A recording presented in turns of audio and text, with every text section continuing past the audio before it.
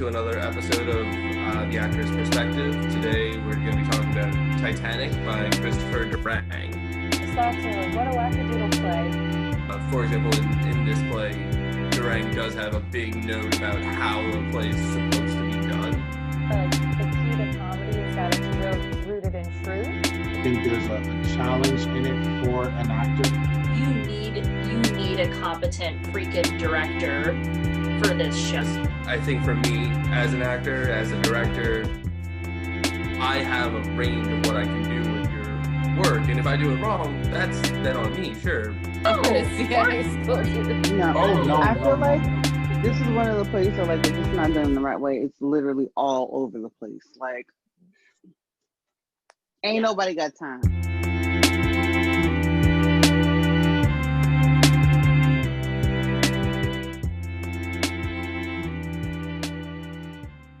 So to move on to the next question, just to kind of dive us back into the play itself. So according to Durang in his note, as we've just debated, the Annabella character is the real identity of Lydia. So why do you think he made that choice? Because obviously the actor playing Lydia has the role of not just Lydia, but Annabella and Harriet on top of it. Obviously mixed identity in the play before with Teddy being mistaken for a sailor but with specifically Lydia, we have Annabella underneath, who has been playing the captain's daughter as well as Harriet, the not actually real sister of Victoria.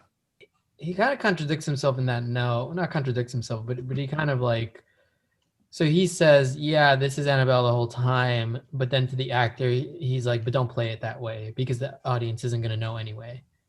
So it's like, it's a weird choice to say out loud and then kind of like immediately say, don't do anything with this information. So I kind of have the same question. Why did he write that? And then for that reason, like, why in the script is the name Lydia and not just Annabella? Like, why is that a thing? Oh, that may be for just clarification, because if you change the character name every time she changed her identity. No, but like, why isn't it just always Annabella then? Sure. Right. And then the lines are all the same, but instead of it saying Lydia throughout the script, it says Annabella throughout the script. Mm-hmm. Right. I mean, maybe, I don't think we'll ever get to Durang's intent. But like maybe he is giving the actor kind of like a bone here, like, hey, play with this, it's nothing that's like necessary or like is a must have because the audience won't know until the end, but like that's the kind of stuff that, like, as an actor you kind of get off on in terms of like, oh, I can play this as Annabella the whole time, and that's your own process. So maybe that's why he did that. It kind of reminds me of like in a TV show or mostly in TV series, when you have someone who like at the season finale is revealed to be the bad guy, the villain. And directors and sometimes the screenwriters will let the actor who's playing this role, like, by the way, you're the good guy, but the twist of the plot is that you're the villain, so use that as, the audience who's watching at home is never going to know, right? This is supposed to be the surprise twist at the end. And that's kind of how I felt like it was supposed to be. I think what she was saying also then ties into how you would approach it as an actor as well, because it's different objectives and what are the tactics you use to get that objective. Like, if you're trying to get, if your dog eats a piece of paper and you're trying to get that piece of paper out of his mouth, you could yell at the dog. You could be like, come here, BB, and not scare the dog, to try like different ways to get that goal. So if the goal is to get back at her bad parents, then what ways would you go through that? Like, you wouldn't just like lash out at them. Maybe you have before and they didn't notice or care. You had to make this big elaborate plot. You had to get other people on board by seducing them. Because if you were just saying you were going to do this, no one would have been on board with you. You had to manipulate and maneuver them to want to help you get your goal at the end and like the big reveal. So yeah, I like Shio's point a lot. I think that's a good way to point it. And you're right in that, I know with the information we know, there's a way to play it and a way to develop it in a story. But I always think as after we read it, I think back to like Lydia's relationship with Teddy, and then the transformation into Harriet, and how that relationship adjusted with Victoria and Richard. And there's a lot of things that you have to juggle when you're going through this play. And I think specifically the changing relationships of Lydia, Harriet, and Annabella with the characters is probably one of the most difficult things, definitely to keep straight as a performer and to try to keep straight as someone watching the play as well. Like trying to keep track of each relationship while also trying to gradually show that I'm unveiling masks, and also we're gonna act like all this craziness isn't happening. Like this all makes sense. So it is very, it's a lot of balls to juggle, literally. Mm-hmm. Yeah, I think that's one of the things that is a little intriguing about the play, but also is something that Durang does try to do is I think the relationships of every character, and specifically kind of the sexual acts between each one is always hinted at, but we never obviously fully see any of that because it's very difficult to do on stage, but also like it would change the dynamic of the play if you see Teddy and Lydia in the act and then it's later revealed that Lydia is Annabella. All of a sudden that thing that you saw becomes a lot harder to stomach.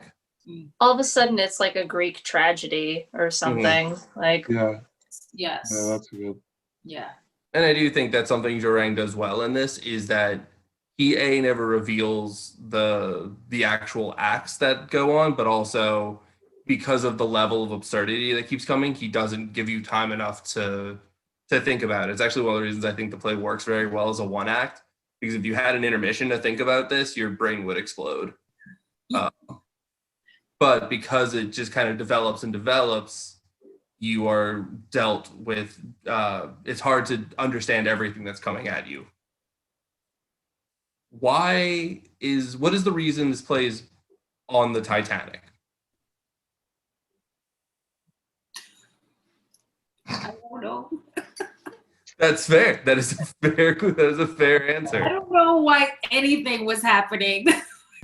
I don't know. I mean, there's the whole metaphorical sinking ship thing too, where it's like it's a doomed vessel, and like Richard and Victoria are both doomed as well, and like Annabella has this whole thing where she's desperately hoping that the ship sinks. At one point, she's even trying to drill a hole in the floor. So it's like, yeah, I don't know. I mean, it's appropriate. It could have been, I don't know, like when you hear Titanic, you think of what, like decadent rich people, and then like everybody else kind of slaving below decks. Like it's just this horrible class inequality, and like, people dripping with diamonds and everyone dying, and I don't know. I'm just free associating things at this point, but yeah. I think it makes sense. Those are some good associations, and it definitely makes sense. And a lot of those aspects you see, I like the idea of it being a doomed ship, and knowing with just that idea that these relationships are probably doomed anyway. Right. That's why I saw your hand up. Yeah, I'm thinking of like, kind of our reaction to your question as a general, where we're just like, "Woo, I don't know." I think one of the pitfalls when it comes to these stories where there's like an over the topness, or like there's a level of absurdity or like lack of realism to people, like you kind of just tend to not really care, or like not really consider them as much. I think I've heard this expressed, like people don't really care about super movies because it's like, it's all pretty fake, or like it's all CGI, who cares, which is like a very valid statement. Or like even in like the middle of watching a movie, if like something is so bizarre or something is so like off, you kind of just stop caring. You're like, okay, well, nobody's really going through a challenge if it's gonna like if it's going to be solved that easily, kind of thing. And I think similarly here, it's like he, builds it kind of, it goes to 100 from like scene 1, where like the first couple of lines is like, I'm divorcing you, and it's like, you're not, you were never his real son, and that's like, I mean, his real father, and that's like page 1, and it's like, you get no time to even like really care about these characters, and I think that is it becomes a tough sell when it becomes time to like really think about these choices or think about what these characters are made. Ethan, I'm sorry, you're gonna hate me, but like with Schitt's Creek, these are very absurd characters and very like unrealistic people, but you're given that time to develop and care about them. And I think, I'm sorry, Christopher Durang, but I feel like we're kind of just bashing on you, but like that becomes difficult. And I think to tie it back to acting, like maybe that is the challenge of the actors, to find those moments and those pockets of humanity, which he does say like, hey, there's a way to do this, and he gives you the lines where he wants to see that. And I think he even says it, he's like, oh, nobody's gotten here yet, like nobody's done that yet. And like if Sigourney Weaver can't, then maybe it's not the actors. Anyway, I'll stop there. Yeah, I think those are some good points, and you're right. And like when you know the ending, because it's Titanic, it's like when we watch the movie Titanic, we know how this ends. It ends with the iceberg. But one of the things that actually has me thinking about is the idea of Chekhov's gun, and we know that Durang is a fan of Chekhov, and Chekhov, the theory is if you show a gun, the gun has to go off. So if you look back at any of Chekhov's plays, if a gun appears on stage, at some point the gun is going off, because the actor, the playwright knows if you show a gun, the audience will only think of the weapon from then on until something is done with it. And I think using that idea, Durang knows if he titles his play Titanic, we as the audience will always expect the iceberg. And he fakes us out, I think about 3 times with it, before the play actually ends with a gun going off that we didn't see. So I think he does have a nice little twist on the ending, because you're right, like these are people that we live with for probably about an hour, maybe an hour and a half, depending on the runtime. And they're a little terrible. They're kind of terrible people. But we know as an audience, when it's titled Titanic, what's going to happen at the end of the play. They're going to hit an iceberg. They're probably going to drown. So why not just enjoy the absurdity while it happens? I also think there's a bit of cheeky humor, again, to do the exact opposite, that when you think of the Titanic, you think that it's a tragedy, obviously. It ends bad, it's sad, that's what you're going in thinking, and instead it's an absurd comedy where people are running around, you're laughing, like, who thought you could laugh at the Titanic? Like, That was definitely a New York Times review somewhere. They used that headline. Yeah. Postweg, I saw your hand go up. Yeah, I that's a really interesting point that Unimana just made, and I think, like, I guess in a way I wonder if Durang is posing the question, like, hey, is like all these like weird incestual / taboo-esque subjects, are they okay because these people are gonna die in like the next hour and a half or something like that? Maybe he's like playing with that idea. Yeah, I think that's fair. Can you give your characters terrible traits if you know that you're going to end them? It's possible. That's a good point. On that note, are there any final thoughts or comments that you would like to make as we wrap up this session? Well, now that we've talked about it, it is not a funny play. At all. I'm just sitting And here as like, an- oh my damn. As an actor, it would not be fun. I still want to see it. I still want to do it. I would That too. love to do it, but I would not be happy about it. I would. No, again, I know we keep mentioning, and that's but like it's definitely a play that you have to sit with. You need to probably read a lot. I think you would have more fun as a performer or directing it or finding some moments in it as a director or behind the scenes.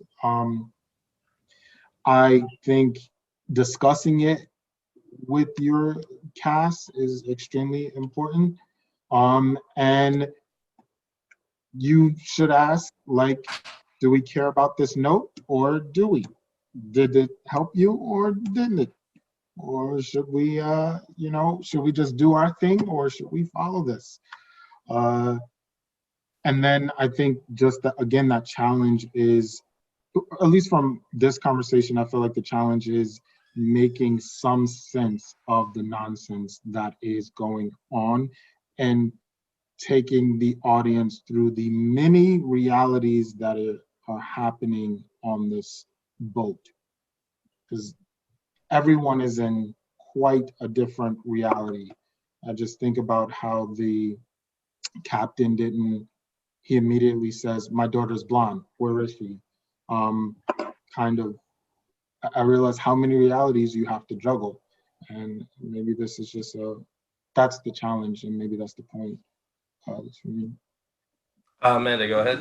I also just want to say that I love the line where the captain says, "Let's hear if the captain says anything on the intercom." He doesn't even Sheila know and I who just he laughed is. about that. We just laughed about it. Yeah, he doesn't even know who he is. How's he supposed to know who his daughter is or what she looks like? But my final thought is that I love, as I obviously pinpoint myself as a comedic actress, and so I love the idea of like towing the line between over the top absurd and truth, based in truth. I think it's a really fun challenge and good exercise, and I think you could have a lot of fun. And I think in that token, it's also up to the audience, up to the actor and director and playwright, I guess, but definitely up to the actors to make sure the audience is having as much fun as the actors performing it are having. Mm-hmm. Yeah, I agree with Amanda. I mean, I agree with what everyone's been saying, but I'm in kind of where Amanda's coming from, where I actually did enjoy this play.